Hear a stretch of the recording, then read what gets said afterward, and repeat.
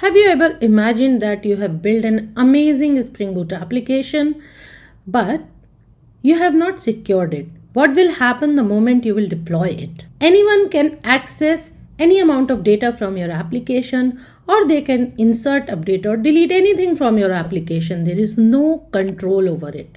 So how to control that? Your application has to be secured in many sense. That means your application has to be authenticated as well as authorized. If someone is accessing your application, user has to be authenticated first. That means the user is allowed to log in. User is allowed to access your application first of all. And when the user is allowed to access the application, what kind of stuff he or she can access? Whether he is allowed to see or access all the data of your application, or the person is allowed to see only a limited amount of data from the application. Similarly, whether user is allowed to insert or record any data in your application or not. So such kind of controls are called authorization. First of all, user should be verified, and once the user is verified, what user can do and what user cannot do in your application. Such kind of stuffs are extremely important in any of the application. Here we are talking in terms of Java Spring Boot application, but such things are essential for any application developed in any programming language using any framework. Alright, so here we will be discussing it in terms of Java Spring Boot application. And to securing your Java Spring Boot application, what is the way out we have? What is the method we have? We have the Spring security in place. Alright, so Spring team has given us the Spring security, which is an extremely powerful authentication and authorization framework. And it gets integrated seamlessly in your Spring Boot application. So make developers' life easy and secure your applications also. Alright, so here are some key features which I am displaying on the screen for your ready reference. So I'll just quickly read out the Spring security key features for you. So it is the de facto standard for securing Spring Boot applications, or rather Spring based applications. It provides a powerful support for authentication and authorization. It provides protection against session fixation, clickjacking, cross-site request, forgery, etc.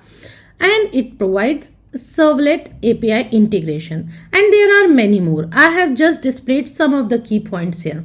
Alright, I hope now you understand why securing your applications are very important and how does Spring security help here. So I will start with the internal call flows of the Spring security because those are very important to understand.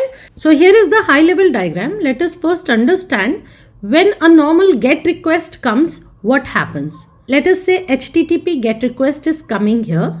Okay. It will reach to a servlet engine. Okay. So this dark gray box, this is the servlet engine. And for the time being, just ignore this filter layering. Okay, I'll come back to that. Let us first understand what happens when a normal GET request reaches to servlet engine. It will be taken care by front controller, which is in the Spring world dispatcher servlet. So all the requests will come to dispatcher servlet, and it is a typical design pattern that is called as front controller, which comes into picture here. So the GET request reaches here to the front controller, and front controller will dispatch the request to the controller.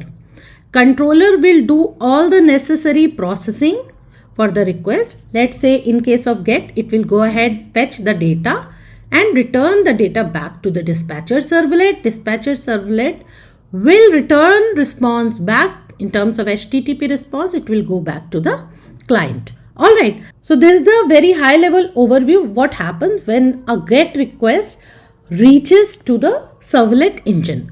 Now, there is something else which is called as filter chain. Okay, so this blue box you can see, this is the filter chain, and there are many filters, n number of filters are available here. What these filters will do? These filters will do the job of pre-processing and post-processing kind of stuffs. That means before reaching to the front controller, if there is anything else which needs to be done in the GET request, that will be done here at the filter level. Okay. And when the response comes back, that response, if any post-processing is needed, that will be done here at the filter level in the response. Alright. So now here let us talk about our security filter. So obviously if any GET request is coming from some user XYZ, before reaching that request to the actual controller, right, we would want that request to be checked whether that request is authenticated or not, whether that request is authorized or not. So that part is also taken care at the filter level, right? So for that, Spring Security has given us this delegating filter proxy, and inside that filter chain proxy you can notice here. This filter chain proxy is encapsulated inside delegating filter proxy, and this will delegate the request further to the security filter chain here. You can see a number of security filters I have written here.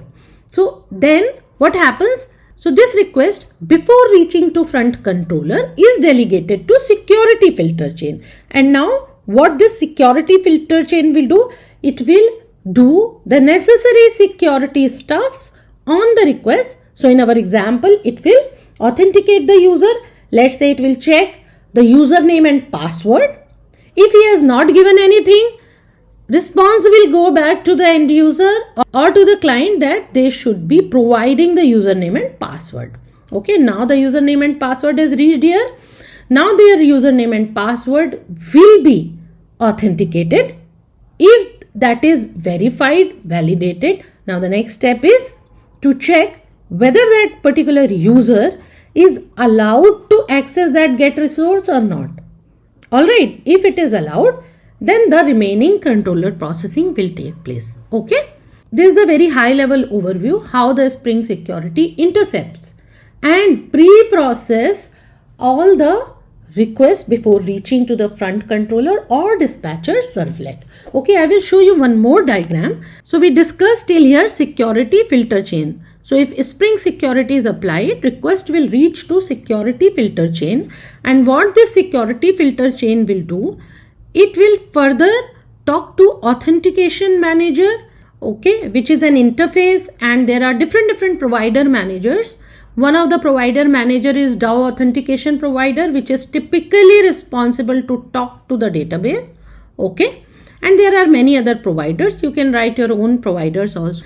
Once the complete authentication is done, the details will be set into security context holder, which will have authentication object, and the essential components are principal, authorities, and credentials.